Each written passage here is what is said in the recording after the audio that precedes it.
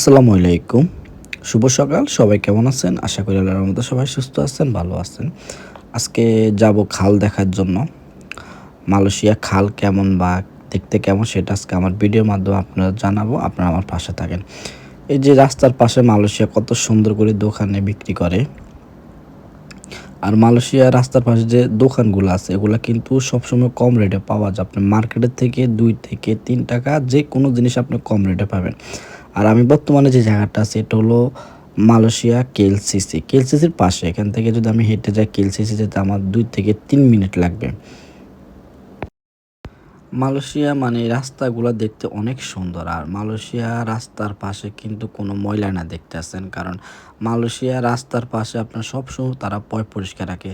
কেউ যদি একটা মানে প্লাস্টিকের বোতল ফালা সেটা যদি দেখে তাহলে তার মালয়েশিয়া 100 টাকা জরিমানা।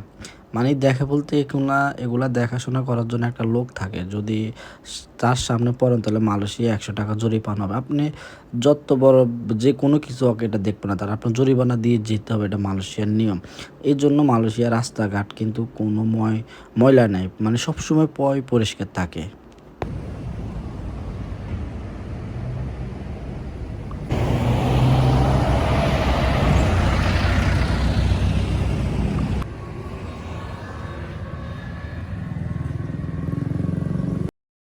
আমি রাস্তার ওই পাশে যাব, তো ওই পাশে যেতে হলে আমাকে এখানে একটা সুইচ আছে, এই সুইচটা আমাকে টিপ দিতে হবে।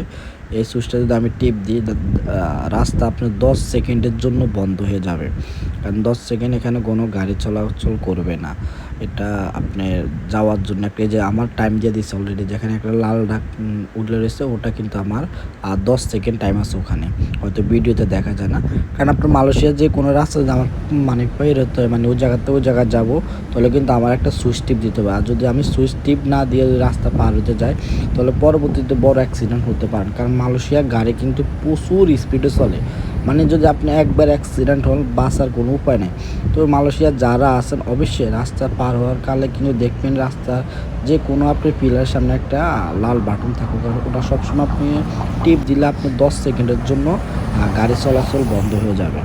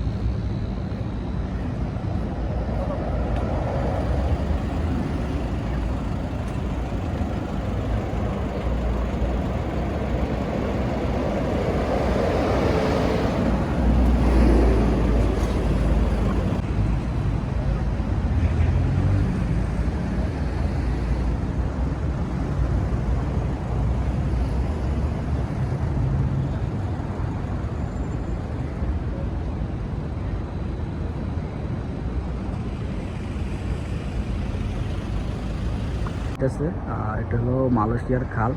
আর এই খালগুলা কিন্তু তারা আপনার পানি পরিষ্কার করে কিন্তু এটা পাকা করে দিচ্ছে আগে। খালের কিন্তু আপনার নিচে সবগুলা কিন্তু পাকা,